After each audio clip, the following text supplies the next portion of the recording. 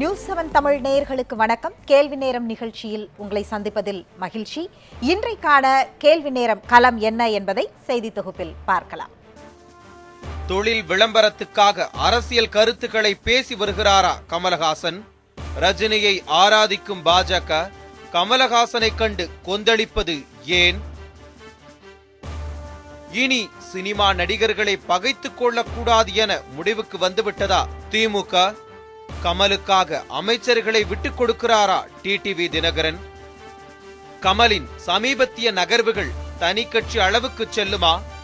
இன்னும் பல கேள்விகளுடன் இன்றைய கேள்வி நேரம் பயணிக்கிறது.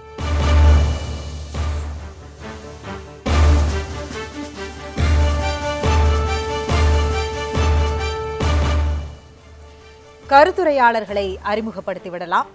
நம்முடன் திமுகவுடைய செய்தி தொடர்பு செயலாளர் டெல்லியிலிருந்து TKS இளங்கோவன் அவர்கள் நம்முடன் இணைகிறார். கோவையிலிருந்து SR சேகர் அவர்கள் பாஜகவிலிருந்து நம்முடன் இணைகிறார். அரசியல் விமர்சகர் ரவீந்திரன் துரைசாமி அதிமுக அம்மா அணியில் இருந்து மருது அழுகராஜ் மற்றும் இயக்குனர் கௌதம் நம்முடன் இணைய இருக்கிறார். அனைவருக்கும் வணக்கம். TKS இளங்கோவன் சார் அவர்களிடமிருந்து ஆரம்பிக்கலாம்னு நினைக்கிறேன். வணக்கம் சார். அதாவது திமுக கமலை ஆதரிப்பதற்கான காரணங்கள் வைக்கப்படுவது என்ன? திமுக கமலை ஆதரிக்கவில்லை. இந்திய அரசியலமைப்பு சட்டம் ஒரு மனிதருக்கு கொடுத்திருக்கிற சுதந்திரத்தை ஆதரிக்கிறதே தவிர கமலை ஆதரிக்கவில்லை. இது கமலாக இருந்தாலும் சரி, யாராக இருந்தாலும் சரி, ஒரு அரசாங்கத்தின் தவறுகளை சுட்டி காட்டும் பொழுது அவர்கள் அந்த அரசாங்கத்தை தேர்ந்தெடுப்பதில் அவர்கள் இருந்திருக்கிறார்கள், வாக்காளர்களாக இருக்கிறார்கள். அவர்களுடைய எண்ணப்படி அந்த அரசு முறையாக செயல்படவில்லை என்றால் அதை விமர்சிக்கிற உரிமை ஒரு வாக்காளருக்கு உண்டு என்ற வகையிலே தான் நாங்கள் இந்த கருத்தை ஆதரிக்கிறோமே தவிர ஏதோ கமலை அரசியலுக்கு அழைத்து வந்து வேண்டும் என்ற எண்ணமெல்லாம் எங்களுக்கு கிடையாது. ஆனால் கமலுக்கு இந்த உரிமையை மறுப்பதற்கு யாருக்கும் அதிகாரம் கிடையாது. கமலை விமர்சிப்பது என்பது கமல் செய்த ஒரு தவறுக்காக விமர்சிக்கலாமே தவிர கமலின் கருத்துக்காக விமர்சிப்பது என்பது ஜனநாயக முறை அல்ல என்பதுதான் திமுகவின் வாதம். ரஜினி இது போன்ற அரசியலுக்கு வரப்போகிறார் என்றால் ரஜினி ஸ்டைல்லையே எதிர்க்கட்சி தலைவர் ஸ்டாலின் அவர்கள் வணக்கம், அதாவது மகிழ்ச்சி அப்படிங்கிற வார்த்தையை அவர் பயன்படுத்தினாரு. அதே மாதிரி இப்ப கமலையும் பார்த்தீர்கள் என்றால் ஆதரிக்கக்கூடிய இடத்திலிருந்து இவர் அறிக்கை விடுகிறார். அதற்கு உடனடியாக அன்பு சகோதரருக்கு நன்றின்னு கமலும் அதற்கு பதில் ட்வீட் பண்றாரு. இதை எப்படி எடுத்துக்கொள்வது? திமுக திரைப்பட நடிகர்களை பகைத்துக் கொள்ள வேண்டாம் என்று நினைக்கிறதா? திரைப்பட நடிகர்களை பகைத்து கொள்ள வேண்டாம் என்று நாங்கள் எந்த காலத்தில் இருந்தோம்? திமுகவின் பெரிய எதிரியாக இருந்த எம்ஜிஆர் அவர்கள் திரைப்பட நடிகர் தானே. எனவே அவர் திமுகவில் வளர்ந்தவர் தானே. பல நடிகர்களை திமுக உருவாக்கி இருக்கிறது தானே. யாரையும் இது பகை உணர்வு அல்ல. இது ஒரு ஜனநாயக நெறிமுறைப்படி ஒரு கருத்து சொல்லும் உரிமையை மற்றவர்கள் தூற்றுவதோ அல்லது அதுக்கு அனுமதி இல்லை என்று சொல்வதோ தவறு என்பதை தாண்டி இதில் இது கமலஹாசனாக இருப்பதனால் இதை சொல்கிறோம். கமலஹாசன் சொன்ன கருத்து திமுக ஏற்கனவே சொல்லி வரும் கருத்து என்பதனாலே தளபதி அவர்கள் மகிழ்ச்சி என்று சொன்னார், அவரை வரவேற்றார்.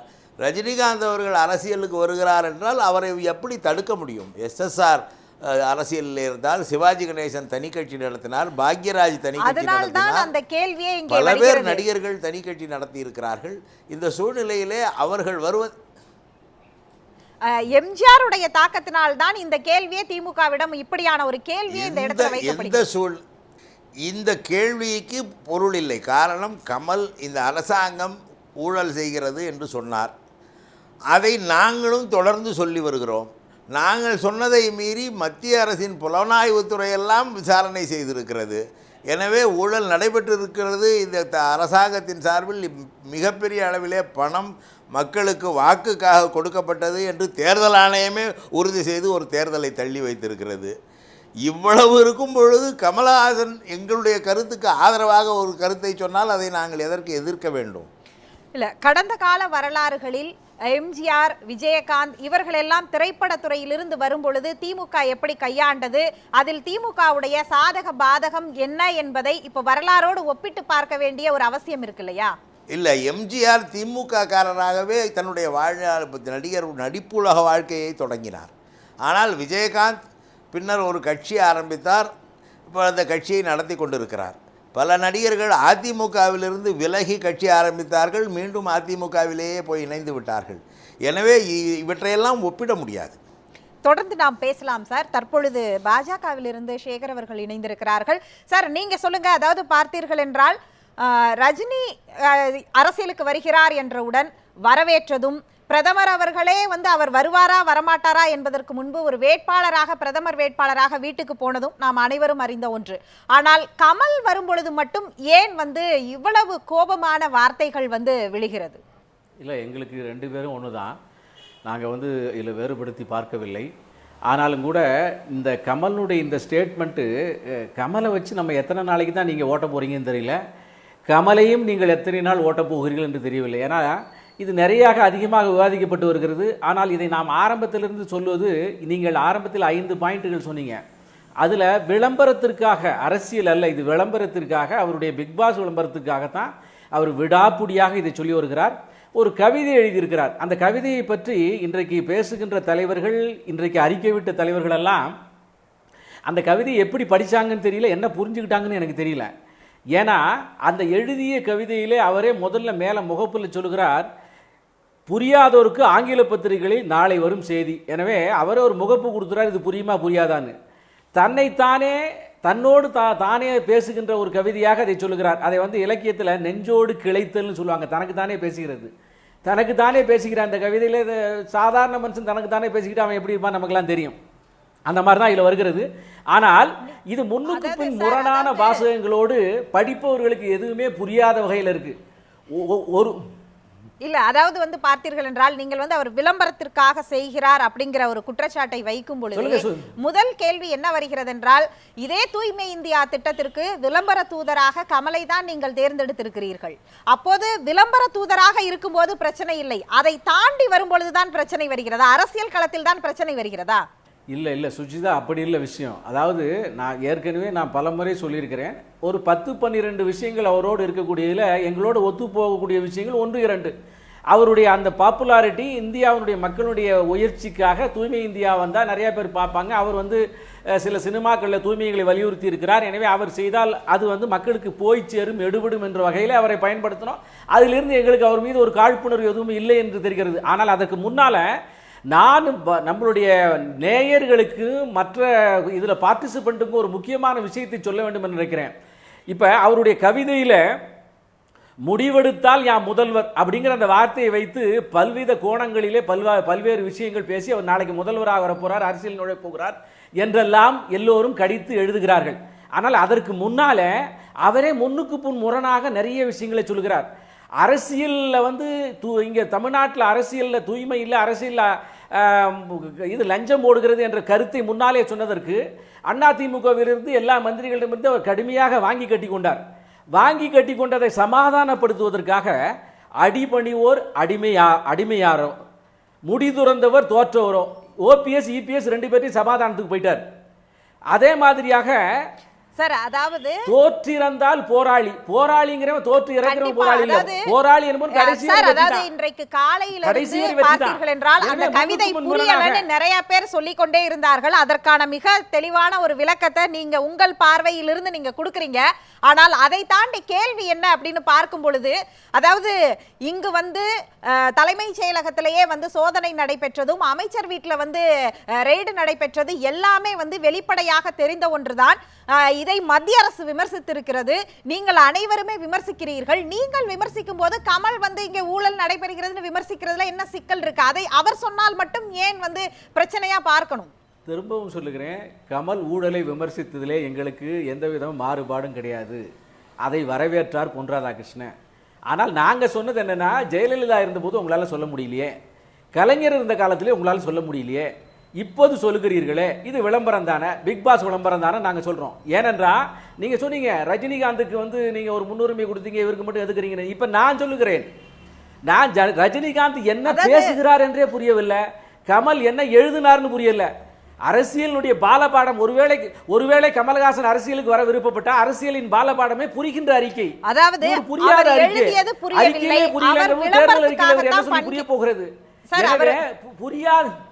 அவர் எழுதியது புரியல, அவர் விளம்பரத்துக்காக தான் இதெல்லாம் பண்றாரு அவரே அப்படின்னா சொல்லிருக்காரு இது புரியாதுன்னு. இங்கிலீஷ்காரன் சொல்லுவான் அப்ப உங்களுக்கு புரியுங்கிறாரு, இங்கிலீஷ்காரன் சொல்லுவாங்கிறாரு. அதுதான் அதாவது விளம்பரத்துக்காக தான் பண்றாருன்னா அதற்கு எதற்கு ஒரு தனி மனித தாக்குதல் அளவிற்கு முதுகெலும்பு இல்லாதவர் அப்படின்னு ஏன் பேசணும்? தன்னுடைய இடத்தை தக்க வச்சுக்கிறதுக்கோ இல்ல அதாவது தனக்கான ஒரு இடத்தை உருவாக்குவதற்காக அரசியலுக்கு வர்றதை எதிர்க்கிறேன்னு ஏன் சொல்லணும்? அந்த இடத்திற்கு ஏன் போகணும்? நான் திரும்பவும் சொல்லுகிறேன், உங்களுடைய தொலைக்காட்சி வாயிலாக எல்லாருக்குமே சொல்லுகிறேன், கமலுக்கு சொல்வதற்கு உரிமை இருக்கிறது. ஆனால் அது படித்து பார்த்தோம்னா ஒன்றுமே புரியாது.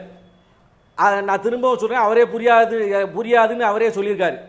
இப்போ இதை படித்து பார்க்காமல் பல பேர் இவருக்கு அரசியலுக்கு வந்து விடுவார் அது இதுன்னு சொல்லி விளக்கம் சொல்கிறார்கள். இது முழுக்க விளம்பரத்துக்காக சொல்லப்பட்ட விஷயம். கமல் அவர் எவ்வளோ பெரிய ஜீனியஸாக இருக்கலாம், நல்ல நடிகர் இருக்கலாம், அதெல்லாம் வேற விஷயம். ஆனால் இந்த விஷயத்தை பொறுத்த மட்டில் அவர் திட்டமிட்டு விளம்பரத்துக்காக செய்கிறார். தயவு செய்து எல்லா அரசியல் கட்சிகளும், நான் திமுக சொல்ல முடியாது, தொடர்ந்து நாம் எல்லா அரசியல் கட்சிகளும் அரசியல் கட்சிகள் உட்பட இவருக்கு விளம்பரம் தேடி தர வேண்டாம், விஷயமே இல்லாம பேசியிருக்காரு அப்படின்னு சொல்றேன் நான். தொடர்ந்து நாம் அது குறித்து நாம் பேசலாம். தற்பொழுது அதிமுக அம்மா அணியிலிருந்து வந்திருக்கக்கூடிய மருதவர்கள், நீங்கள் கமல் அப்படின்னு வரும்பொழுது ஏன் இந்த அளவிற்கு அமைச்சர்கள்லேருந்து எல்லாரும் பதட்டமாக வேண்டிய ஒரு அவசியம் என்ன இருக்கு? அவர் ஒரு நடிகர், அவர் தொலைக்காட்சியில நடிக்கிறாரு இல்ல பெரிய திரையில நடிக்கிறாருங்கிறத தாண்டி ஏன் இவ்வளவு பதட்டமாகணும்?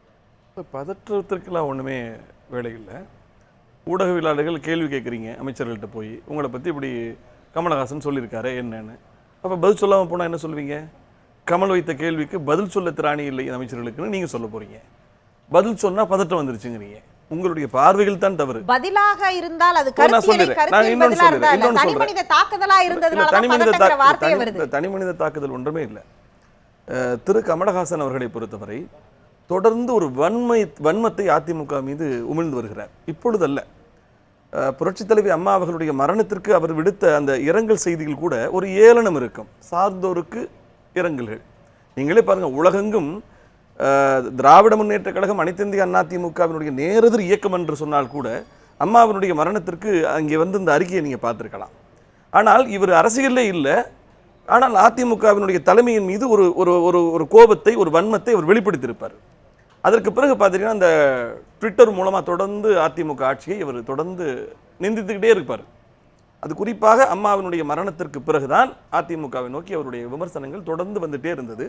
அதற்கு பிறகு ஒரு கட்டத்தை தாண்டி இது இந்த அரசு மொத்தத்திலும் ஊழல் அப்படிங்கிறார். எதில் ஊழல், என்ன பிரச்சனை அவர் சொல்லணும். அதெல்லாம் இல்லாமல் பொத்தாம்பொதுவாக ஒரு புழுதிவாரி தூட்டுகிற போது அப்பொழுது அமைச்சர்கள் பதில் சொல்கிறாங்க.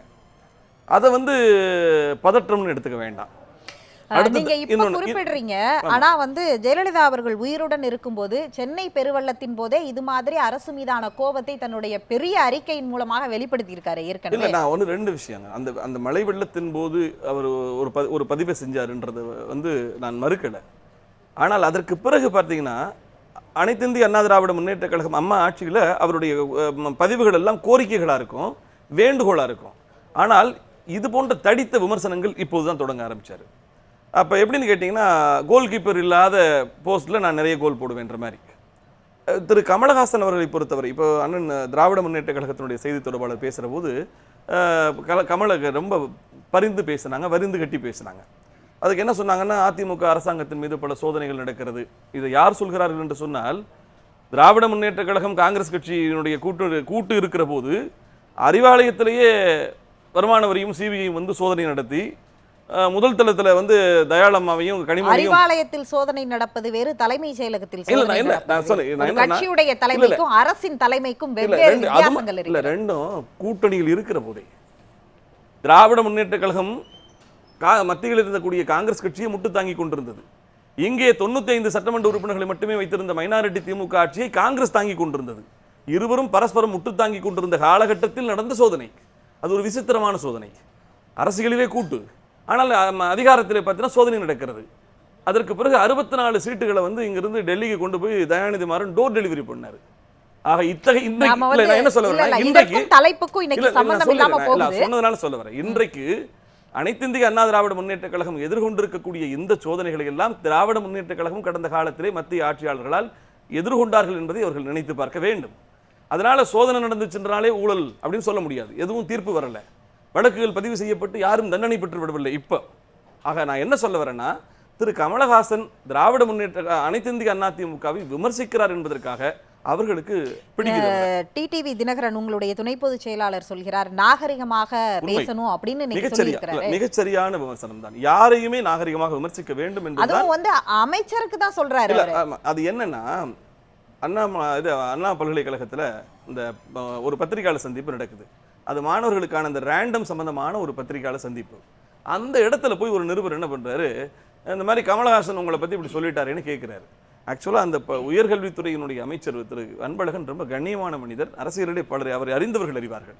அவர் என்ன பண்றாரு, இந்த இடத்துல கல்வி மாணவர்களுக்கான ஒரு அறிவிப்புகளை செய்து கொண்டிருக்கிற இடத்தில் போய் அரசியல் சம்பந்தப்பட்ட ஒரு கேள்வியை கேட்கிறாங்களேன்ற ஒரு கோபத்தில் என்ன பண்றாரு, அவருக்குன்ற வார்த்தையை அந்த இன்மிகுதி அவர் பயன்படுத்தியிருக்க கூடாது. ஒரு உயர்கல்வித்துறை அமைச்சர் அந்த வார்த்தையை அவர் பயன்படுத்தி இருக்க கூடாது. பத்திரிகையாளர்கள் பொது இடங்கள்ல எங்க சந்திக்க முடியுதோ அங்கதான் எல்லா கேள்வியையும் கேட்கணும். அதற்கான இல்ல தனியாக பத்திரிகையாளர் சந்திப்பு கொடுக்கிறேன்னு சொன்னதெல்லாம் கடந்த காலத்தில் என்ன நடந்ததுங்கிறதும் பத்திரிகையாளரா எனக்கு தெரியும். இருந்தாலும் நாம இதை தொடர்ந்து நாம விவாதிக்கலாம். அந்த நிகழ்வுக்காகத்தான் இந்த கழகத்தினுடைய துணை பொதுச்செயலாளர் என்ன சொல்லியிருக்காங்கன்னா, அமைச்சர்கள் ரொம்ப கண்ணியமான விமர்சனங்களை தொடரணும்னு சொல்லியிருக்காரு. அதனால வரவேற்கத்தக்க விஷயம் தான். நாம தொடர்ந்து பேசலாம். ரவீந்திரன் துரைசாமி அவர்கள், கமலுடைய இந்த அரசியல் சர்ச்சைகள் அல்லது பிரவேசம் உங்கள் பார்வையில் எப்படி? இல்லை, கமல் அரசியல் கருத்துக்களை அப்பப்போ சொல்லிட்டு தான் இருக்கிறாரு. ஜெயலலிதா சீஃப் மினிஸ்டராக இருக்கும்போதே மைல்டாக சொன்னார். இப்போ வந்து ஸ்ட்ராங்காக சொல்கிறாரு. இப்போ என்னென்னா 2016 எலெக்ஷனில் மாஸ் லீடர் ஜெயலலிதா 41% வாக்குகள் பெற்றாங்க. அவங்க மறிச்சு போயிட்டாங்க. அடுத்தபடியாக வந்து இன்னொரு மாஸ் லீடர் வந்து திமுக கழக தலைவர் கருணாநிதி. அவர் வந்து அரசியல் ஆக்டிவ் பொலிட்டிக்ஸில் அவர் இல்லை. ஆக 2 மாஸ் லீடரும் வந்து அடுத்தால சீஃப் மினிஸ்டர் கேண்டிடேட்டாக இல்லைங்கிற ஒரு பொசிஷன் தான் இருக்குது. அப்போ இருக்கவங்களுடைய யாருமே வந்து மக்கள் மத்தியில் ஒரு முதலமைச்சராட்டு மக்கள்கிட்ட அங்கீகாரம் பெற்றவங்க யாருமே இல்லை. எல்லாம் புதிய தலைவர்கள். இவங்க மக்கள்கிட்ட நம்ம அங்கீகாரம் பெறணும். இப்போ வரலாறு இருக்குது. இப்போ ஸ்டாலின் வந்து நீண்ட காலமாக இருக்கிறார். எடப்பாடி பழனிசாமி ஒரு கிளை செயலாளராக இருந்து எம்எல்ஏ ஆகி எம்பி ஆகி முதலமைச்சராக இருக்கார். அது என்றாலும் கூட இவங்களை முன்னிறுத்தி இவங்க தான் சீஃப் மினிஸ்டர்னு சொல்லி யாரும் வராத ஒரு சூழ்நிலை இருக்குது. அப்போ இந்த சூழ்நிலையில் பொதுவாக தமிழகம் வந்து தலைவர்களை ஆராதிக்கக்கூடிய ஒரு பூமி. மற்ற எல்லாத்த விட இந்த இடம் வந்து ஹீரோ வர்ஷிப் வந்து தமிழ்நாட்டில் ஜாஸ்தி. கேரளாவோட கர்நாடகாவோட எல்லா ஸ்டேட்டோட ஜாஸ்தி. எல்லா ஸ்டேட்லையும் இருக்கும், இங்கே ரொம்ப அதிகம். ஸோ அப்போ இங்கே வந்து கட்சி எல்லாத்தையும் விட தலைமை தான் மெயினுங்கும் போது வந்து சினிமாவில் பாப்புலாரிட்டியாக இருக்கவங்க வந்து நாம் இங்கே வந்து தலைமை இடத்துக்கு வர முடியுங்கிற ஒரு நம்பிக்கை வந்து அவங்களுக்கு இருக்குது. அந்த ஆசைகள் வந்து பொதுவாக வந்து பாப்புலாரிட்டியோட தமிழ்நாட்டில் இருக்கவங்களும் இருக்குது. பலமான சினிமாவில் உச்சத்தில் இருக்கக்கூடிய ரஜினிகாந்துக்கு இருக்குது. ரஜினிகாந்த் அளவுக்கு பலம் இல்லாத ஆனால் ரஜினிகாந்தோட இணைத்து பேசக்கூடிய பாப்புலாரிட்டி உள்ள கமல்ஹாசனுக்கும் அது இருக்கலாம். அதாவது திமுகவை எடுத்துக்கொண்டால் கருணாநிதி அவர்களுடைய அரசியல் களம் அப்படிங்கிறது வந்து ரொம்ப வித்தியாசமானதா பார்க்கப்படும். அதே மாதிரி மறைந்த முன்னாள் முதல்வர் ஜெயலலிதா அவர்கள் இருவருடைய இருப்புக்கான அந்த பிம்பம் தான் இருக்கும்.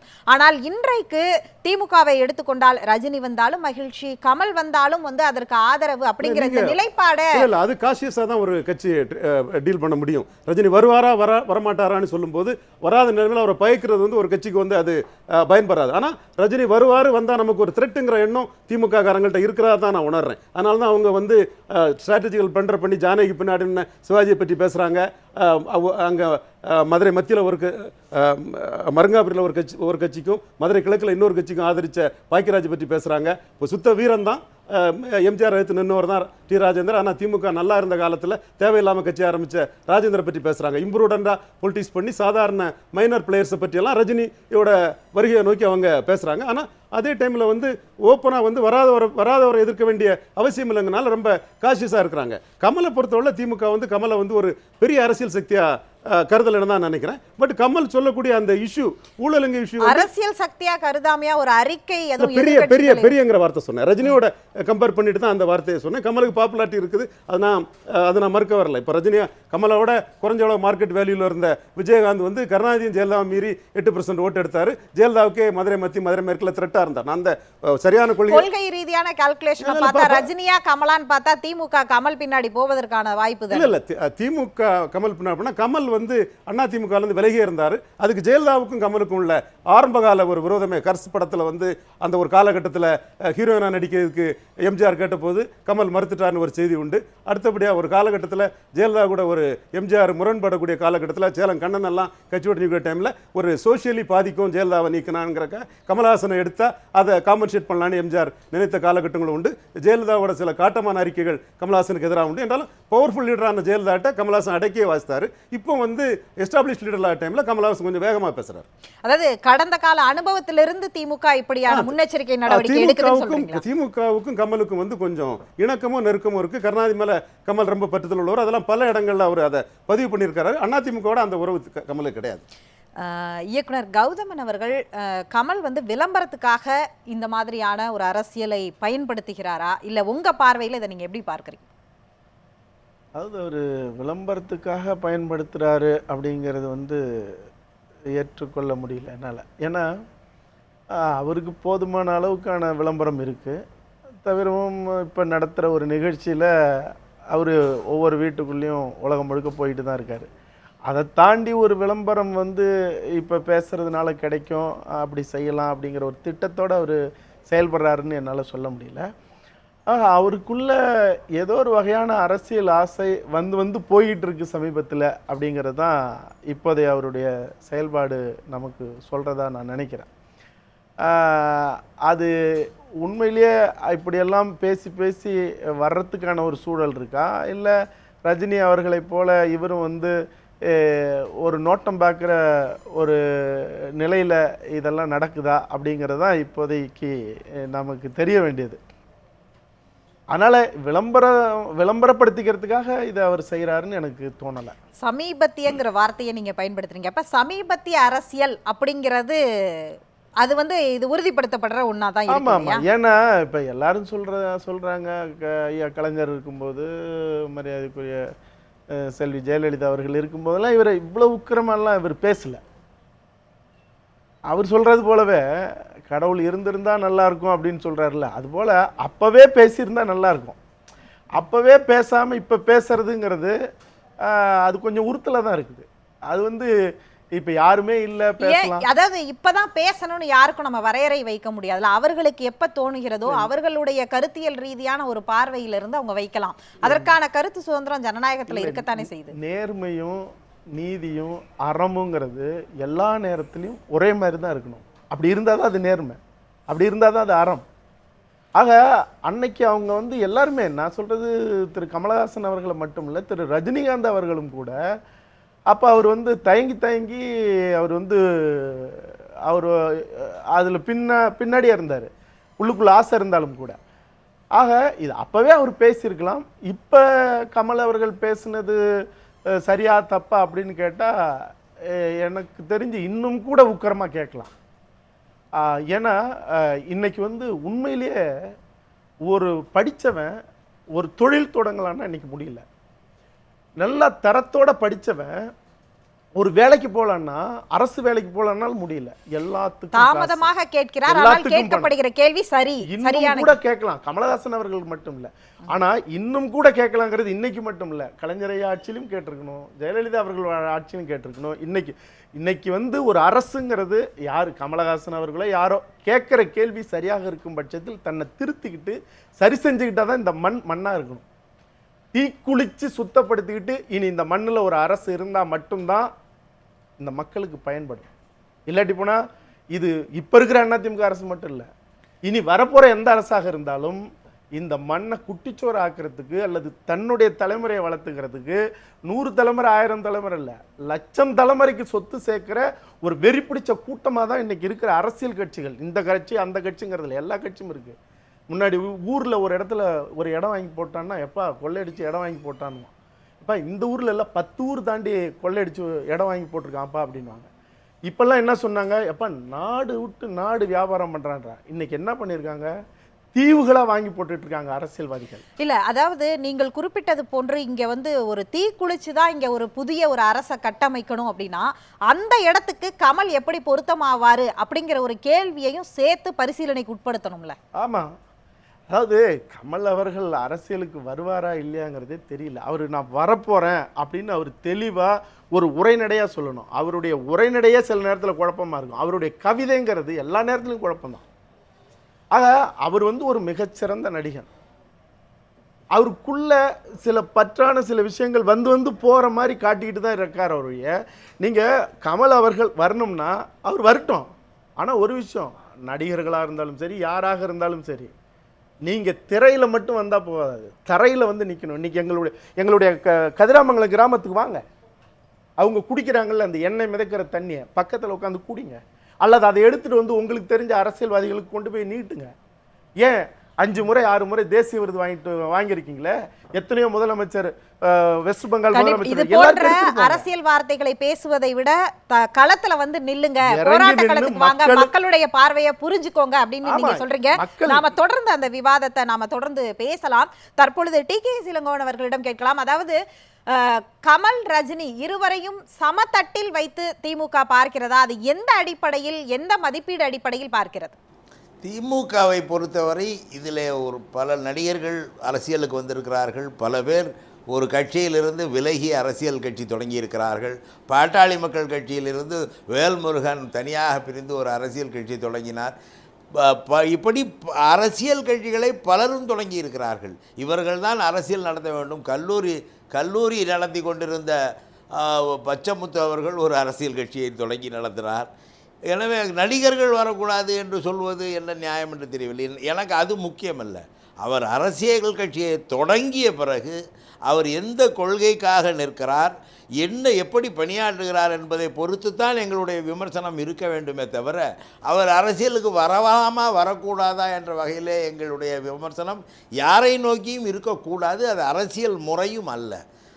அதாவது அவர்களுக்குள்ள உரிமையை பயன்படுத்தி கொண்டு அவர்கள் அரசியலுக்கு வரலாம் என்று கருதினால் யாரும் அவர்களை தடுக்க முடியாது. கடந்த காலங்களில் திமுக குறித்து அவர் என்ன மாதிரியான கேள்விகளை எழுப்பினார் அப்படி என்று பார்க்கும் பொழுது இங்க சொல்லக்கூடிய வார்த்தைகளாம் என்ன, அவர் எப்போதுமே திமுகவுடன் கொஞ்சம் நெருக்கமா இருந்தார், அதிமுகவுடன் கொஞ்சம் தூரமா இருந்தார் அப்படிங்கிறதுக்கான உதாரணங்கள் பல. அவருடைய படங்கள் முடக்கப்பட்டது, அவர் நாட்டை விட்டே போயிடுவேன்னு சொன்னா பல உதாரணங்கள் இங்க சொல்லலாம். அதனால் அதிமுக கொஞ்சம் தூரமாக வைத்திருக்கக்கூடிய ஒருவர் அப்படிங்கிறதுனால கமல் மீதான நெருக்கம் கூடுதலாக திமுகவுக்கு இருக்குன்னு பார்க்கலாமா? அப்படியெல்லாம் ஒன்றுமில்லை.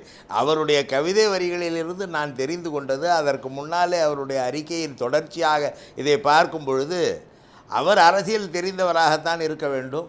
அவர் முதலமைச்சராக நான் முடிவெடுத்தால் முதலமைச்சராக வருவேன் என்று பொருளில் சொல்லியிருப்பார் என்று நான் கருதவில்லை. முடிவெடுத்தால் முதல்வனாக நிற்பேன் என்று சொல்லும் பொழுது போராட்ட களத்தில் முதல்வனாக நிற்பேன் என்ற கருத்தில் கூட சொல்லியிருக்கக்கூடும். அவர் என்ன கருத்தில் அதை சொன்னார் என்று தெரியாமல் அதை விமர்சனம் செய்வது என்பது அது முறையானதாக இருக்காது. அவருக்கு ஒரு சட்டமன்றத்திலே வெற்றி பெற வேண்டும், அதிக எண்ணிக்கையிலே சட்டமன்ற உறுப்பினர்கள் வர வேண்டும், அப்பொழுதுதான் முதலமைச்சராக முடியும் என்பது தெரியாதா என்ன? முதல்வனாக நிற்பேன் என்றால் எங்கே முதல்வனாக நிற்பேன் என்று சொல்கிறார். இந்த அரசியலில் ஆளுங்கட்சிக்கு எதிரான போராட்ட களத்திலே முதல்வனாக நிற்கிறேன் என்று சொல்கிறாரா, அல்லது அவர் ஒரு நடிகர் என்பதனால் இந்த கருத்து சொல்லக்கூடாது என்று சொல்லப்படுகிறதா? அப்படியெல்லாம் ஒன்றும் கிடையாது. நான் பேசுவது முழுக்க இது அரசியலமைப்பு சட்டம் வழங்கிய ஜனநாயக உரிமை என்பது எல்லோருக்கும் பொதுவான உரிமை. அவரவர் தங்கள் எண்ணங்களை வெளிப்படுத்துவதற்குள்ள உரிமை. அந்த எண்ணங்களை அவர் வெளிப்படுத்துகிறார். என்னை அவர் விமர்சனம் செய்தால் அந்த விமர்சனத்திற்கு நான் பதில் சொல்ல வேண்டும், அல்லது அந்த விமர்சனம் தவறு என்பதை நான் நிரூபிக்க வேண்டும். இதுதான் அரசியல் முறை. அதைத்தான் சொல்லுகிறோமே தவிர அவரை நாங்கள் ஆதரிக்கிறோம், இவரை நாங்கள் ஆதரிக்கிறோம், ரஜினிகாந்தை ஆதரிக்கிறோம், கமல்ஹாசனை ஆதரிக்கிறோம். அமைச்சர் ஜெயக்குமார் என்ன சொல்கிறார் என்றால், இதே வார்த்தையை கமல் இன்று சொன்னதை திமுக ஆட்சியில சொல்லி இருந்தா கமல் இப்படி வீட்டுக்குள்ள இருக்க முடியுமா இன்னைக்கு அப்படின்னு ஒரு கேள்வியை வைக்கிறார். நல்லா இருக்கிறார். இன்னும் கேட்டால் திமுக ஆட்சியில் அதுக்கு தலைவர் கலைஞர் அவர்கள் ஒரு புகார் வந்தால் அதற்கு முறையாக பதில் சொல்வார், அறிக்கை வெளியிடுவார். இந்த தவறு, இந்த எண்ணம் தவறு என்று. அவர் முதலில் அவர் மீது சாட்டப்படுகிற குற்றச்சாட்டுகளுக்கு விளக்கம் அளித்து மக்களை அது தவறு என்பதை நிரூபிக்க வேண்டும் என்ற நிலையிலே உள்ளவர் தான் தலைவர் கலைஞர். அதனாலே தான் அவர் இந்த இடத்திலே இன்னும் அவர் இப்போ பெரிய தலைவராக மதிக்கப்படுகிறார். அதற்காக ஒருவர் மீது விமர்சனம் வைக்கும் பொழுது பொதுமக்களை பார்த்து அந்த விமர்சனத்தை வைக்கும்போது அந்த பொதுமக்களிடம் அந்த விமர்சனம் தவறு என்று சொல்ல வேண்டிய கடமை இருக்கிறதல்லவா? நிகழ்ச்சியில் பங்கேற்று உங்கள் கருத்துக்களை பகிர்ந்து கொண்டதற்கு நன்றி. அதே நேரத்தில் இன்றைக்கு அனைவருமே கமலுடைய அந்த கவிதையை பொழிப்புரை செய்திருக்கிறார்கள். நாம் ஒரு சிறிய இடைவேளைக்கு பிறகு தொடர்ந்து தினகரன் அவர்கள் குறிப்பிட்டிருக்கக்கூடிய அமைச்சர்கள் நாகரிகமாக பேச வேண்டும் என்று சொல்வதுடைய அந்த அர்த்தம், உள்ளீடு என்ன என்பதையும், தனி கட்சி தொடங்கும் அளவிற்கு கமல் செல்வாரா, அது தாக்கு பிடிக்க முடியுமா என்பதை ஒரு சிறிய இடைவேளைக்கு பிறகு கேள்வி நேரத்தில் பார்க்கலாம்.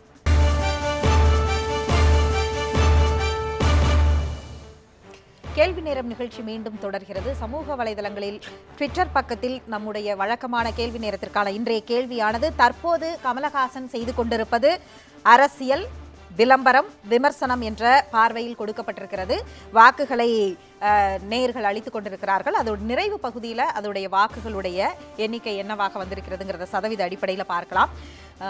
அதாவது மருதுவர்களிடம், அதாவது டிடிவி அவர்கள் மிக வெளிப்படையாக அமைச்சர்களை கண்டிக்கிறார். அப்படித்தான் அதை எடுத்துக்கொள்ள வேண்டும். அவர் சொல்றது நாகரிகமா பேசுங்கன்னு. கமல் என்ற ஒரு தனிநபர் அல்லது நடிகர், திரைக்கலைஞர், எப்படி வேணாலும் வைத்துக் கொள்ளலாம். அவருக்காக ஒரு அமைச்சரவையை, ஒரு அமைச்சரை தன்னுடைய அந்த அமைச்சர்களை வெளிப்படையா இப்படியான ஒரு விமர்சனம் வைப்பதை எந்த இடத்துல இருந்து பார்க்கணும்? இல்லை, அப்படி இல்லை. மக்கள் மன்றத்தில் ஒரு மதிக்கப்படக்கூடிய ஒரு நடிகர் அவர். ஏறத்தாழ 3 முறை இந்த நாட்டினுடைய தேசிய விருதை குடியரசுத் தலைவரால் நெஞ்சிலே பதக்கத்தை சுமந்தவர். அவர் 1000 விமர்சனங்களை இந்த ஆட்சி மீது வைத்திருந்தார். 5 முறை. ஆக அப்படிப்பட்ட ஒரு நடிகர் குறித்து ஒரு அமைச்சர் பேசுகிற போது அவரும் தவறி தான் பயன்படுத்தினார்ன்றது என்னுடைய கருத்து. அந்த அவன்ற வார்த்தை பயன்படுத்திட்டார். அதை மனதில் வச்சுட்டு தான் அவர் கொஞ்சம் பொதுவெளிகளில் அமைச்சர்கள் பேசுகிற போது பொறுப்போடு பேசணுங்கிறது அது கண்டிப்புன்னு எடுத்துக்க வேண்டாம், ஒரு அறிவுரை, ஆலோசனை அப்படி எடுத்துக்கலாம். அமைச்சர் செல்லூர் ராஜ் அவர்கள் பேசியதையும் கணக்கில் எடுத்துக்கொள்ள இல்லை, அதை சொல்றேன். அதனால தான் இதையெல்லாம் ஒரு கோர்வையாக தான் கட்சியினுடைய துணை பொதுச் செயலாளர் அடிப்படையில் அவர் சொல்லியிருக்கிறது வரவேற்கத்தக்க ஒரு விஷயம். அடுத்து இப்போ நீங்கள் என்னை பொறுத்தவரையும் இந்த மார்க்கெட் இழந்த நடிகர்கள் மக்களை பற்றி நினைப்பது என்பது இப்போ சமீப காலமாக அதிகமாகவே அதிகமாகிட்டே இருக்குது. வரணும். அவங்க என்ன நினைக்கிறாங்க, இதுவரையும் கலை சேவை செஞ்சுட்டோம், அடுத்த மக்களுக்கு பொது சேவை செய்யலாம், நமக்கு இவ்வளோ பெரிய உயரிய இடத்தை கொடுத்த மக்களுக்கு ஏதாவது செய்யலாம்ன்ற நன்னோக்கமும் அதில் இருக்கலாம். வரணும், அரசியலுக்கு வரணும். ஆனால் நான் என்ன சொல்ல வர்றேன்னா, திரு கமல்ஹாசனை பொறுத்தவரையும் அவருக்கு பொது நோக்கம் என்ன இருக்குது, சேவை செய்ய போகிறாரா, கட்சி தொடங்க போகிறாரா அப்படின்றத நான் வெளிப்படையாக சொல்லாவிட்டாலும் இந்த அரசாங்கத்தை மட்டும், குறிப்பாக அனைத்து இந்திய அண்ணா திராவிட முன்னேற்ற கழகத்தை மட்டுமே, அதாவது நீங்க இப்ப சொன்னதை தான் அமைச்சர் செல்லூர்ராஜ் அவர்கள் பயன்படுத்தினார். அதற்கு தான் இப்பொழுது டிடிவி தினகரன் அவர்கள் கண்டித்திருக்கிறார். இன்னொன்னு, நீங்கள் குறிப்பிட்டதிலேயே ஒரு முரண் இருக்கிறது. அதாவது மார்க்கெட் இழந்தவர் அப்படிங்கிற இடத்துல இருந்து நீங்க கமலஹாசனை பார்க்க முடியாது. இப்பயும் படம் நடிச்சுக்கிட்டு இருக்கிறாரு. இன்னொரு பக்கம் இந்த நிகழ்ச்சி அவரை ஒரு கட்டத்துக்கு, ஒரு உயரத்துக்கு, இப்படியான ஒரு விவாதத்துக்கான ஒரு களத்தை அமைச்சு கொடுத்திருக்குது. அப்படிங்கும் பொழுது மார்க்கெட் இழந்த அப்படிங்கிற இடத்தை எப்படி எடுத்துக்கொள்வது? அவர் உச்சகட்ட மார்க்கெட்டில் நீங்கள் இருக்கிறதா நம்பினா அது உங்கள் நம்பிக்கையை நான் மறுக்கிறதா இல்லை. அது என்னுடைய கணக்கு. ஒரு பெரிய திரையிலேருந்து சின்ன திரைக்கு வந்திருக்காரு, சின்ன திரையிலேருந்து தரைக்கு வரணும்னு ஆசைப்படுறாரு. அப்படித்தான் நான் நினைக்கிறேன். அதனால அந்த என்னுடைய கணக்கு தப்பா இருந்து அவருக்கு நிறைய மார்க்கெட், அதாவது அதிமுகவை விமர்சிக்க வேண்டும் என்றால் வசூலில் அல்லது மார்க்கெட்ல ஒரு பாக்ஸ் ஆபீஸ்ல அதிக கலெக்ஷன் வாங்கணும் அப்படிங்கிற இடத்துல இருந்து சொல்றீங்களா? அப்படி சொல்லவே இல்லைங்க. அவருடைய விமர்சனத்தை நான் வரவேற்கிறேன். அவர் விமர்சிக்கட்டும். இடிப்பார் இல்லா எமரா மன்னன் கெடுப்பாரினும் கெடும். ஒரு அரசாங்கத்தை புகழ்வதை விட, பாராட்டுவதை விட இடித்துரைப்பவர்கள் தான் அந்த அரசாங்கத்துக்கு நன்மையை செய்கிறார்கள். நான் இல்லை என்று சொல்லவில்லை. இந்த அப்படி இடித்து உரைத்தவர்களை ரொம்ப தனிநபர் தாக்குதல்ல இறங்க வேண்டிய அவசியம் இல்ல. நீங்க பொதுவா அமைச்சர் எல்லாருமே ஊழல் என்கிற ஒரு குற்றச்சாட்டை சொல்கிற போது எதிலே குறை என்று சொல்லுங்கள் என்று கேட்கிறார்கள்.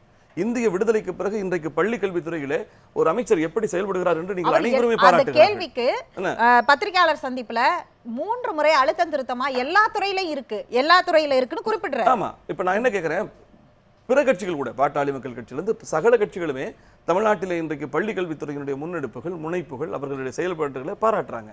அதே மாதிரி இன்றைக்கு திரு எடப்பாடி பழனிசாமி அவர்களுடைய அரசாங்கம் பேரறிஞர் அண்ணா போல மக்களை வசீகரிக்கிற தலைமையின் கீழே இல்லை, புறப்பூக்களுக்கும் புன்னகையை கற்றுத்தந்த புரட்சித் தலைவர் எம்ஜிஆர் போல கவர்ச்சி இல்லை, அம்மா போல ஒரு ஆளுமை இல்லை. ஆனாலும் இந்த அமைச்சரவை, இந்த அரசாங்கம் தங்களது செயல்பாட்டின் மூலமாக, நல்ல செயல்பாட்டின் மூலமாகத்தான் நற்சான்றை பெற முடியும் என்பதை உணர்ந்திருக்கிறார்கள் அமைச்சர்கள்.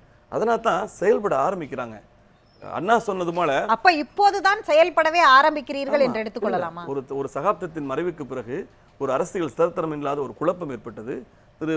திரு ஓபிஎஸ் உடைய தலைமையில் ஒரு 70 நாள் அரசாங்கம், அவருடைய நீக்கத்திற்கு பிறகு எடப்பாடியார் 130 நாள் தான் ஆகுது. அண்ணா அவர்கள் சொன்னாங்க, ஒரு புதியவர் அரசாட்சியில் அமர்ந்து விட்டால் குறைந்தபட்சம் அவருக்கு 6 மாதம் சந்தர்ப்பம் கொடுங்கள், அதற்கு பிறகு விமர்சிக்க தொடங்கல் என்று சொல்லுவார். ஏன்னா ஒருவர் தன்னை அரசாட்சியினுடைய சொன்னவர் காமராஜர் இல்ல, அண்ணா சொல்லியிருக்கிறார். இது அண்ணாவும் வழிமொழிந்திருக்கிறார். அண்ணாவும் அதனை கடைபிடிக்க வேண்டும் என்று தன் கட்சிக்காரர்களுக்கே கட்டளையிட்டு இருக்கிறார். அதனால நான் என்ன சொல்ல வரேன்னா, திரு கமல்ஹாசன் அவர்கள் பொறுத்தவரை ஒரு விமர்சிக்கணுன்றதுல வேட்கையா இருக்காரு, வேகமா இருக்காரு. தொடர்ந்து நீங்களே பார்க்கலாம். ட்விட்டர்ன்றதே ஒவ்வொரு நாளும் இன்னைக்கு கமல்ஹாசன் அதிமுக என்ன திட்டிருக்காரு அப்படின்னு பார்க்க வேண்டிய அளவில் அவர்கிட்ட ஒரு கோபம் இருக்கிறது. நான் என்ன கேட்குறேன், இப்போ நீங்கள் ஜெயக்குமார் சொல்லியிருக்காருன்னு சொன்னீங்க. திராவிட முன்னேற்ற கழகத்தின் ஆட்சியிலே 18 கடல் மைல் தொலைவிலே ஈழத்திலே தாய் தமிழகமே காப்பாற்று என்று பல லட்சம் பேர் முள்ளிவாய்க்காலில் நின்று கதறினார்கள். அப்பொழுது இன்றைக்கு திமுகவில் இருக்கக்கூடிய திரு பழ கருப்பையா திராவிட முன்னேற்ற கழகத்தின் மீது ஒரு விமர்சனத்தை வைத்தார். அவர் வீடு தாக்கப்பட்டது, அவர் அடித்து தாக்கப்பட்டார், அவருடைய கார் நொறுக்கப்பட்டது. ஒண்ணு வேண்டாம், திராவிட முன்னேற்ற கழகத்தின் தலைமையை செயற்குழு பொதுக்குழு தேர்ந்து முடிவு செய்யும்னு குஷ்பு ஒரு வார்த்தை தான் சொன்னாங்க. சென்னையிலிருந்து திருச்சி விமான நிலையம் வரை எத்தனை விரட்டி தாக்கப்பட்டாங்க. ஆக அது மாதிரியான நிகழ்வுகள் கிடையாது.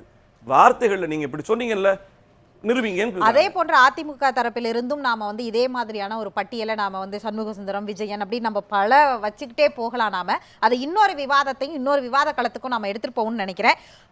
இப்ப ரவீந்திரன் துரைசாமி அவர்களிடம் கமல் ஒரு தனி கட்சி ஆரம்பிப்பதற்கான இடம் இங்க இருக்கு அப்படின்னு நீங்க நினைக்கிறீங்களா, அல்லது தனி கட்சி ஆரம்பித்தால் இங்க வந்து அவர் சொல்ற அந்த முதல்வன்கிறதுக்கு இரண்டு தரப்புல இருந்து இரண்டு சொற்பொழிவு வந்தது, நீங்க பாத்தீங்க. பாஜக அதை எப்படி பார்க்கிறது, திமுக எப்படி பார்க்கிறது, நீங்க அதை எப்படி பார்க்கிறீங்க? இல்லை, கமல் வந்து மக்கள் உணர்வை புரிஞ்சு ஒரு அரசியல் பண்ணக்கூடியவராக இருப்பாராங்கிறது வந்து ஒரு கேள்விக்குறி தான். அவருக்கு வந்து திரையுலகிலே வந்து on the screen and off the screen வந்து சாதாரண மக்கள் இருந்து தன்னை அந்நியப்படுத்திட்டு தான் அவர் இதுவரை செயல்பட்டுட்டு இருக்கிறாரு. இப்போ வந்து ஒரு எஸ்டாப்ளிஷ் லீடர் இல்லாதனால ஒரு வேக்கும் இருக்காது. விஜய்னாலும் சரி, கமல்னாலும் சரி, இல்லை பல மைந்த ரஜினினாலும் சரி, யாருக்குனாலும் ஒரு வேக்கும் இருக்குங்கிறது உண்மை. ஆனால் அதை ஃபில்லப் பண்ணக்கூடிய அளவுக்கு ஒரு ஆர்கனைசிங் கெப்பாசிட்டியோட கமல் இருப்பாராங்கிறது ஒரு என்னை பொறுத்தவரை ஒரு கேள்விக்குறியாக தான் நான் பார்க்குறேன். இப்போ இதில் இன்னொரு நிகழ்வு என்னென்னா, கமல் வந்து எல்லா துறையிலும் ஊழல்னு சொல்லும்போது அதிமுக வந்து அதை ரியாக்ட் பண்ண வேண்டிய நிலைமைக்கு தள்ளப்படுறாங்க. அப்படி இருக்கும்போது யாரும் சும்மா பார்த்துட்டு இருக்க முடியாது, கொஞ்சம் ஹார்ட் ஹிட்டிங்காக அடிச்சிருக்கலாம். அப்படி அந்த சூழல் வந்து எப்படி வருதுன்னா, முதலமைச்சர் எடப்பாடி பன்னீர்செல்வம் வெர்சஸ் எதிர்க்கட்சி தலைவர் ஸ்டாலின்ங்கிற ஒரு சூழல் வருது. அந்த சூழல் வந்து பன்னீர்செல்வத்துக்கும் ஏற்புடையது அல்ல, டிடிவி தினகரனுக்கும் ஏற்புடையது அல்ல. அதனால தான் பன்னீர்செல்வம் வந்து முன்னாடி வந்து ஜெயலலிதா இருக்கும்போது இதே விமர்சித்த கமலஹாசனை இன்னைக்கு கமலஹாசனை ஆதரித்து பேசக்கூடிய நிலைமை வந்து. ஏன்னா அது வந்து பழனிசாமியை ஸ்ட்ரெங்தன் பண்ண பன்னீர்செல்வம் விரும்பல. டிடிவி தினகரன் வந்து முழுமையாக பழனிசாமிக்கு எதிராகவும் இல்லை, அதே வேளையில் கமலஹாசனோட போதும் கூட அவர் எதிர்நிலையை பாடதான் ஓபிஎஸ் அவர்கள் எடுத்திருந்தார். ஓபிஎஸ் முழுமையான எதிர்நிலை எடுத்துட்டாப்ல, டிடிவி அந்த நிலை எடுக்கல. அது காரணம் இன்னைக்குள்ள மாறுபட்ட ஒரு சூழ்நிலை தான். இன்னைக்கு வந்து ஜெயக்குமார் கமலஹாசனுக்கு பேசும்போது கூட என்ன சொல்றாருன்னா, அது எம்ஜிஆர் இருந்தாங்க, ஜெயலலிதா இருந்தாங்கன்றாங்க. அவரே அமைச்சரவையில் இருக்கிறார், எடப்பாடி இருக்கிறாருங்கிற ஒரு வார்த்தையை அவரால் சொல்லதுக்கு அவர் கொஞ்சம் தயங்குறார். ஓஎஸ் மணி இன்னைக்கு சொல்றாரு, ஆனால் ஜெயக்குமார் தயங்குறார். அப்போ இப்படிப்பட்ட ஒரு சூழ்நிலை தான் பலருக்கும் வந்து இப்போ எஸ்டாப்ளிஷ் லீடர் இல்லை, அதனால் நம்ம வரலாங்கிற ஒரு ஆசையே வருது. கமலஹாசனை பொறுத்தவரை அவருக்கு பாப்புலாரிட்டி இருக்குது,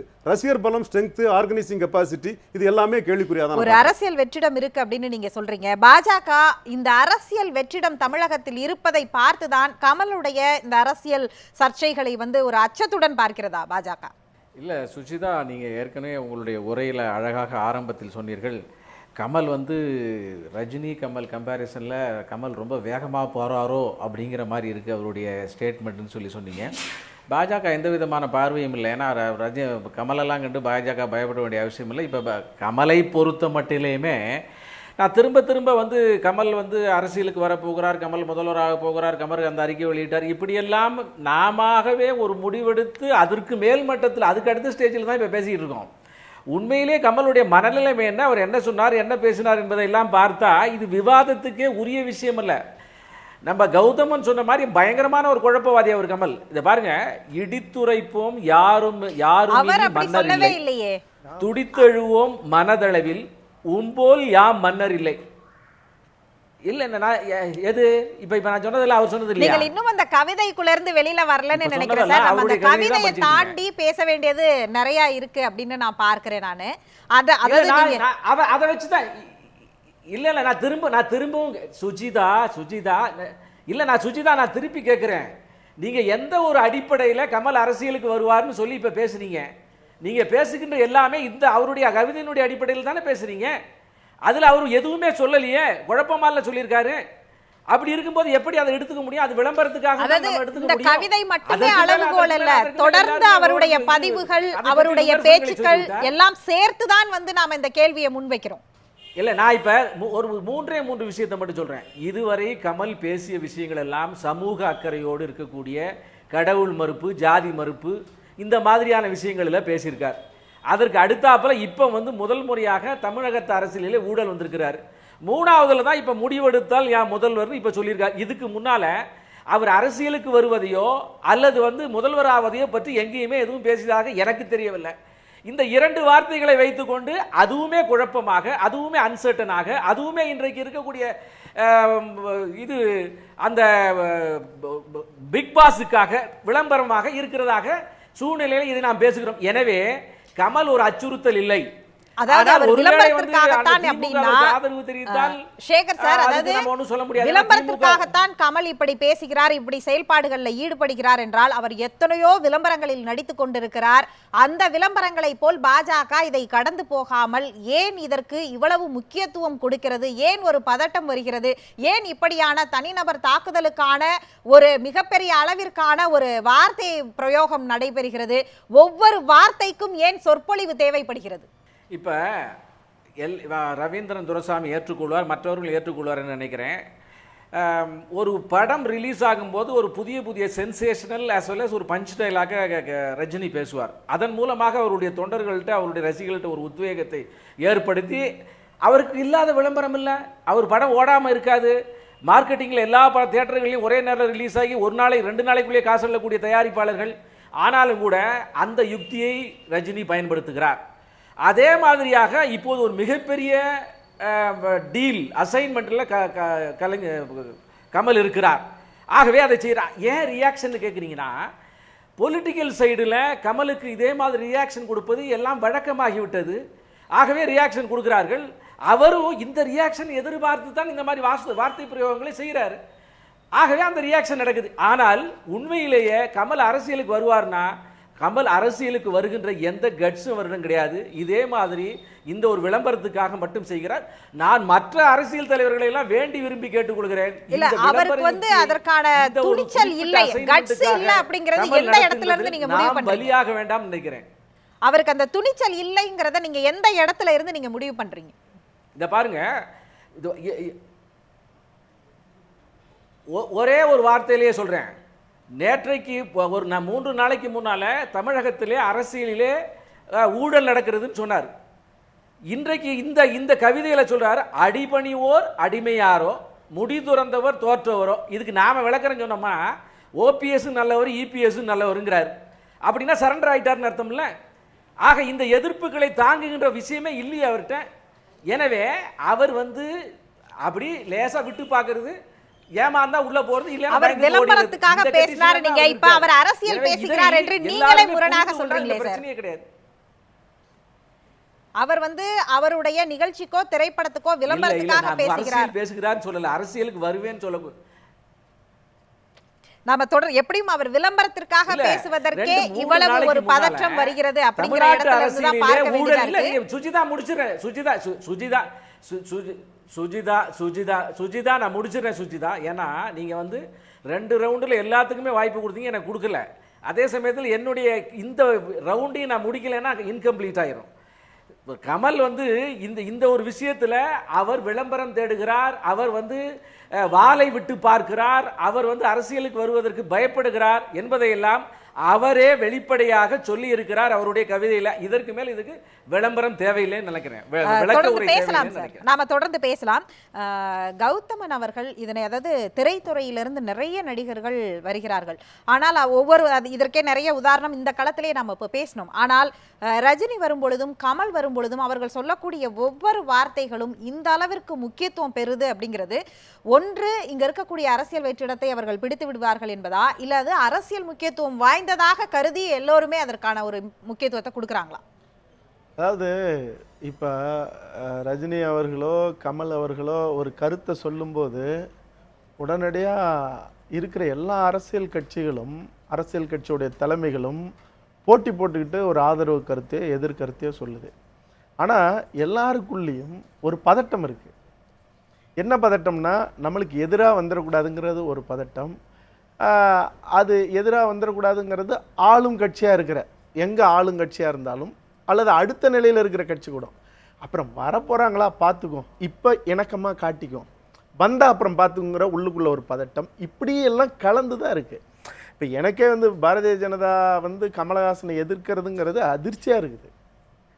ஒருவேளை ரஜினி அவர்கள் நாங்கள் அரசியலுக்கே வரமாட்டேன்னு ஒரு முடிவெடுத்தா இவங்க அடுத்து போய் நிற்கிற ஆள் கமலஹாசனாக இருக்கும். நீங்கள் வேணால் பாருங்கள், அது நடக்கும். இவருக்கு திரு கமல் அவர்களை மட்டும் இல்லை, அவர்கள் ஒரு பட்டியல் போட்டே வளர்த்துக்கிட்டு இருக்காங்க. எந்த ஒரு நடிகர் பின்னாலையும் போற கட்சி பிஜேபி இல்ல, அந்த அவங்கள வச்சு அரசியல் பண்ற கட்சியும் பிஜேபி இல்ல. சரி, அப்படி என்றால் பிரதமர் வேட்பாளர் வந்து எதற்கு வந்து ரஜினி அவர்களுடைய வீட்டிற்கு சென்றார் என்ற கேள்வியும் வரும்ல சார். தேர்தல் நேரத்துல எல்லார் வீட்டுக்கும் போறது வழக்குங்க. அந்த மாதிரி போயிருக்காரு. ஏற்கனவே ரஜினி இப்பயும் வந்து அதையே தான் BJP யோட கௌதமன் அவர்களும் நல்ல சொல்கிறார். உறவுல இருக்கிறார். கௌதமன் அவர்களும் அதை தான் அரசியல் சொல்றாரு. முடிச்சு போட்டு விளம்பரம் பேச வேண்டிய அவசியம் இல்ல. அதனால இது வந்து இல்ல, நாங்க இப்ப இது நாங்க பேசுறதுங்கிறது ரஜினி பின்னாலையும் போல, கமல் பின்னாலையும் போல. இப்ப திரும்பவும் சொல்லுகிறேன், ரஜினி பேசுவது யாருக்கும் புரியாது, கமல் எழுதுவது யாருக்கும் புரியாது. இந்த ரெண்டு புரியாதவர்களோடு போவதற்கு பாஜக தயாராகல. அகில இந்திய கட்சி அதே மாதிரி தான் இருக்கிறது. எனவே நாங்கள் எந்த ஒரு இவர்களை நம்பி தமிழகத்தில் அரசியல் பண்ணல. எங்களுடைய சொந்த பலத்தில் தான் நாங்கள் நின்று கொண்டு இருக்கிறோம்.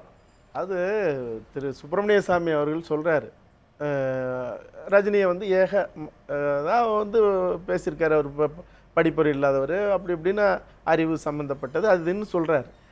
உடனே ஐயா பொன் ராதாகிருஷ்ணன் அவர்கள் உடனடியாக சொல்றாரு, அவருக்கு ஆங்கிலம் நன்றாக தெரியும். எங்களுக்கு பிரச்சனை கதிராமங்கலத்தில் குடிக்க தண்ணி இல்லை, கேன்சர் வந்து சாவுது. நெடுவாசல் மக்கள் 100 நாள் போராட்டம். நீட்டு பிரச்சனைக்கு மாணவர்கள் கூட்டம் கூட்டமாக போராடிட்டு இருக்கான். மீனவர் பிரச்சனை செத்துக்கிட்டு இருக்கான். இதெல்லாம் விட்டுட்டு அவருக்கு நன்றாக அவருக்கு ஆங்கிலம் தெரிஞ்சா உடனே நான் வந்து அவருக்கு பதில் சொல்ல தரேன். 100 இடங்களிலே 100 கிணறுகள்ல இதுவரை இருக்கக்கூடிய விஷயங்களை ரஜினிகாந்த் அவர்களை கொண்டுட்டு வரதுக்கான எல்லா வேலைகளும் செய்து ரஜினிகாந்த் அவர்கள் வரலன்னா நீங்க இருக்கிற மத்த நடிகர்கள் எல்லாம் வரிசை கட்டி நிப்பாங்க. காலம் முதல்ல தண்ணியில வந்து எண்ணெய் மறைச்சாரு, இப்ப கேன்சர்ங்கறாரு. இது ரெண்டையும் கௌதமன் ப்ரூவ் பண்ணணும். என்ன இந்த ரெண்டு விஷயத்தை கௌதமன் ப்ரூவ் பண்ணணும். வாங்க, நான் பேட்டி எடுத்திருக்கேன், என்னுடைய முகநூல்ல இருக்கு. அந்த நிலத்துல பாஞ்ச அந்த தண்ணியை, அந்த விஷ தண்ணீரை விளைய வச்சு தின்ன பயிர்ல நெஞ்சில வந்த கேன்சர் இன்னைக்கு தலைக்கேறி நிக்குது. 2 பெண் குழந்தைகளோட ஒரு தாய் நிக்கிறாங்க. நான் கதிராமங்கலத்துக்கு போனப்ப முகநூல்ல எடுத்து போட்டிருக்கேன். மெடிக்கல் ரிப்போர்ட் வேணுமா, நான் வேணா அவர்கிட்ட ஐயாவிட்டே கொடுக்குறேன். ஆக எங்களுடைய மக்கள் இங்க செத்துக்கிட்டு இருக்காங்க. ஆக அரசியலுக்கு வரணும்னு நினைக்கிறவங்க நீங்க என்ன வேணாலும் நாடகம் ஆடுங்க, யார் வேணாலும். நீங்க எங்க மக்கள்கிட்ட வாங்க, கதிராமங்கலத்துக்கு வாங்க, நெடுவாசலுக்கு வாங்க. ஏற்கனவே இருக்கக்கூடியவர்கள் இனி புதியதாக வரப்போகிறவர்கள் யாரா இருந்தாலும் களத்தில் வந்து நின்றால் மட்டும்தான் இனி மக்களை எதிர்கொள்ள முடியும் அப்படிங்கிற நிலைப்பாடுவாங்க. நான் வன்முறையெல்லாம் பேசணும்னு நினைக்கல.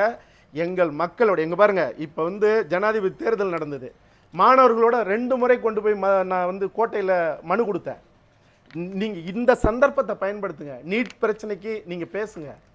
நீங்க வந்து நீங்கள் குறிப்பிட்ட விவசாய பிரச்சனை, நீட் பிரச்சனை, பொதுத்துறை இருக்கக்கூடிய பிரச்சனைகளுக்கெல்லாம் கமல் பேச போகிறாரா, பேசுவாரா, இல்ல மற்ற ரஜினியோ யார் வந்தாலும் பேச போகிறார்களா என்று ட்விட்டர் போலில் நாம் கேட்கப்பட்டிருந்த தற்போது கமலஹாசன் செய்து கொண்டிருப்பது என்பதற்கு அரசியல் என்று 20% பேர் வாக்களித்திருக்கிறார்கள், விளம்பரம் என்று 23% பேர் வாக்களித்திருக்கிறார்கள், விமர்சனம் என்று 57% பேர் வாக்களித்திருக்கிறார்கள்.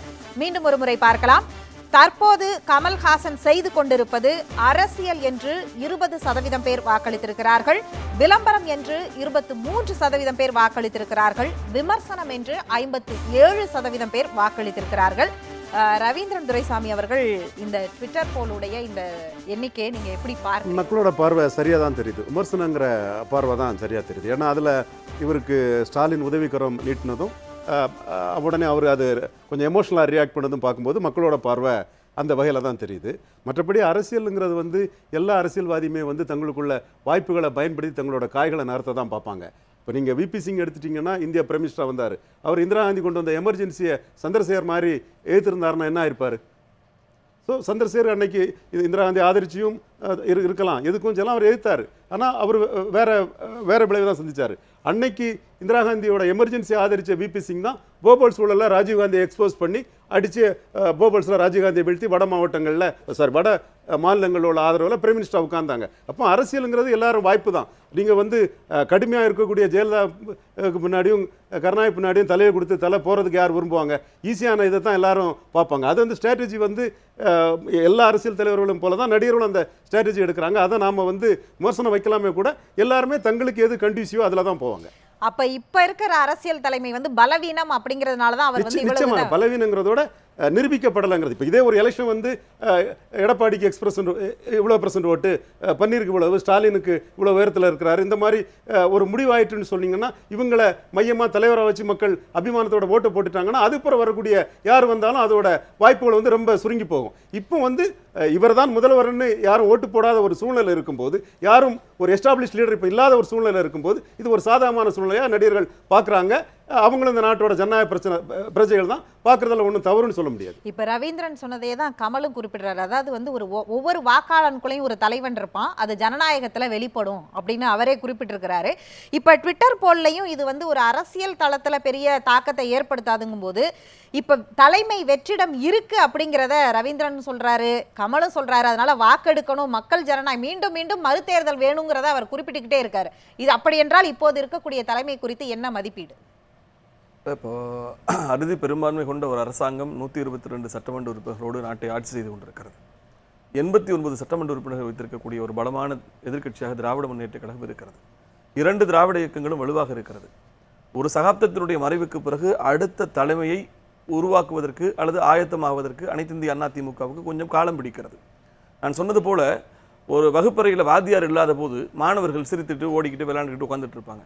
ஒரு வாத்தியார் வந்துட்டார்னா வகுப்பு அமைதியாயிடும். ஆனால் ஒரு வாத்தியார் வந்துவிடக்கூடாது என்பதிலே சிலர் கண்ணும் கருத்துமாக இருக்கிறார்கள். ஆனால் நிச்சயமாக இந்த இயக்கத்திற்கு ஒரு வாத்தியார் வருவார். ஏனென்றால் இந்த இயக்கத்தை உருவாக்கியவர் ஒரு வாத்தியார் தான். அதனால வந்து என்ன கேட்டீங்கன்னா, இப்ப கமல் அப்ப இப்போது இல்லை என்கிறீர்களா? இனிதான் வரப்போறாரு? இல்ல, உருவாகி கொண்டிருக்கிறார்கள். வாத்தியார் வந்துருவார் விரைவில். அதனால ஒரு வெற்றிடம் ஏற்பட்டிருக்கிறது. அந்த வெற்றிடம் நமக்கானதா அப்படின்னு பலர் கனவு காணலாம். கமல் அப்படி கனவு காண்கிறாரா எனக்கு தெரியாது. ஆனால் ஒன்று மட்டும் நிச்சயம், அவர் பொதுவெளியில் இருந்து கொண்டு விமர்சிக்கிற போது பல அணிகள் இருக்கிறது. இப்ப நீங்க குறிப்பிடுற உருவாகி கொண்டிருக்கிறார் என்கிறது எந்த தலைமையை நீங்க குறிப்பிடுறீங்க? அனைத்து இந்திய அண்ணா திராவிட முன்னேற்ற கழகம் தங்களுக்கான தலைமையை அந்த தொண்டர்களால், அந்த இயக்கத்தால் உருவாக்கப்படும். அது உருவாவல் வருவாங்க. நான் என்ன சொல்ல வரேன்னா, திரு கமலஹாசன் அவர்களை பொறுத்தவரை விமர்சிப்பதற்கு எல்லா உரிமையும் அவருக்கு உண்டு. அவருடைய அரசியல் ஆர்வத்தை நாம் யாரும் விமர்சிக்கவில்லை. அவர் என்ன சொல்றான்னு கேட்டீங்கன்னா, ஒரு வன்மம் உங்களிடம் இருப்பது போன்ற ஒரு தோற்றம் எல்லோருக்கும் அந்த ஒரு சந்தேகம் வந்திருக்கிறது. அது இருக்கக்கூடாது. நீங்கள் எல்லோருக்கும் பொதுவான கலைஞனாக இருக்கணும். அவருடைய கமலஹாசன் அவருடைய ரசிகர் மன்றத்தையே 83 புரட்சித் தலைவர் தான் தொடங்கி வச்சார். அவர் நாட்டை விட்டு ஓடக்கூடிய நிலை வரும் அப்படின்னு ஒரு கலைஞர் நின்ற போது கை கொடுத்ததும் புரட்சித் தலைவர் அம்மா அவர்கள் தான். ஆக இந்த இயக்கத்தை ஏன் அப்படி நீங்க பார்க்கணும்? ஒரு விதமான நீங்க ஆளுங்கட்சியா இருக்கிறப்போ இயக்கத்தின் மீது பொத்தாமுத சொல்லாதீங்களே, ஆலோசனையா சொல்லுங்க, அறிவுரையா சொல்லுங்க, இதை செய்யுங்கன்னு சொல்லுங்க, தப்பு கிடையாது. உங்களுடைய அறிவும் கூட ஆலோசனையை ஏற்றுக்கொள்வோம். அதை கடந்து நீங்கள் விமர்சிக்கிற போது உங்களை நோக்கி விமர்சனங்கள் வருகிறது. அந்த விமர்சனத்தின் போது உங்களுக்கு கை கொடுப்பதற்கு அனைத்து இந்திய அண்ணா திமுகவை எதிராக நினைக்கக்கூடியவர்கள் எல்லாம் திரு கமல் பின்னாடி போய் நிற்பாங்க. அது இயற்கை தான். ஆனாலும் இந்த 1.5 கோடி தொண்டர்களிடம் கமலை நேசிக்கக்கூடியவர்கள் இருக்கிறார்கள் என்பதை அவர் உணர்ந்து கொள்ள வேண்டும் என்பதுதான் எனது கருத்து. இந்த ட்விட்டர் போலுடைய இந்த எண்ணிக்கையை வந்து சதவீத அடிப்படையில் கௌதமன் எப்படி பார்க்கிறார்கள்? இல்லை, அதாவது திரு கமல் அவர்கள் தன்னுடைய ஆதங்கத்தை, நடக்கிற சில அக்கிரமங்களை பார்த்துட்டு ஒரு விமர்சனமாக வச்சது தான். இது ஒரு விமர்சனம் தான். விமர்சனம் பண்ணுறதுக்கு இந்த மண்ணில் பிறந்த, இன்னும் சொல்லப்போனால் ஓட்டளிக்கிற ஒவ்வொருத்தருக்கும் கடமை இல்லை, உரிமை இருக்குது. அது உண்மையா பொய்யா அப்படிங்கிறத சரி செய்ய வேண்டது தான் வந்து ஒரு அரசினுடைய கடமை. அவர் ஆளுங்கட்சியில் இருக்கிற மரியாதைக்குரிய சகோதரர் அவர்களே ஒரு திருக்குறளே சொன்னாங்க. அதனால் அந்த இடித்து சொல்லுதல் அப்படிங்கிறது இருக்குல்ல, அது யார் என்னங்கிறதுலாம் இல்லை.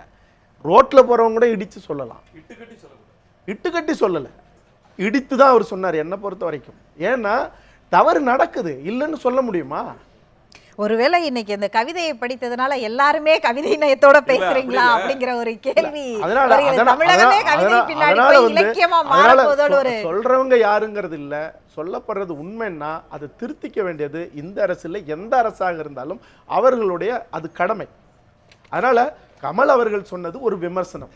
இன்னும் சொல்ல போனா இந்த விமர்சனத்தை இந்த மண்ணுல பிறந்த ஒவ்வொருத்தரும் எடுத்து வைக்கணும். ஏன்னா இன்னைக்கு அது ஒரு கருத்துரிமை சார்ந்த விமர்சனம் அப்படிங்கிறீங்க. எஸ்ஆர் சேகர் அவர்கள் இந்த ட்விட்டர் போல எப்படி பார்க்கிறார் அப்படிங்கிறது உங்களுடைய பார்வையில் என்னது சார்? நான் வந்து கமலுடைய இந்த கருத்தை வந்து விமர்சனமாக பார்க்கவில்லை. ஏனென்றால் விமர்சனமாக பார்த்திருந்தால் கமல் அவர்கள் விமர்சனம் சொல்ல வேண்டிய செய்ய வேண்டிய காலகட்டத்திலே எல்லாம் விமர்சனம் செய்யாமல் அஞ்சி பதுங்கி பார்வையாளனாக இருந்துவிட்டு இப்போது திடீரென சொல்வது விமர்சனம் அல்ல, இது விளம்பரம், இது வந்து சந்தர்ப்பவாதம். அவர் மத்திய அரசை விமர்சிக்கவே இல்லை சார், மாநில அரசை தான் விமர்சிக்கிறார். இந்த நான் மாநில அரசு மத்திய அரசு இல்லை, அவர் சொன்னதுக்கு நான் பதில் சொல்லணும்ல. ஒருவேளை மாநில அரசை விமர்சிக்காக மத்திய அரசை புகழ்ந்திருந்தாலும் இதுதான் விஷயம். எனவே அவருடைய நிலைப்பாட்டிலே அவர் எப்படி இருந்தார், எப்படி இருக்கிறார் என்பதை வைத்து நான் சொல்லுகிறேன்.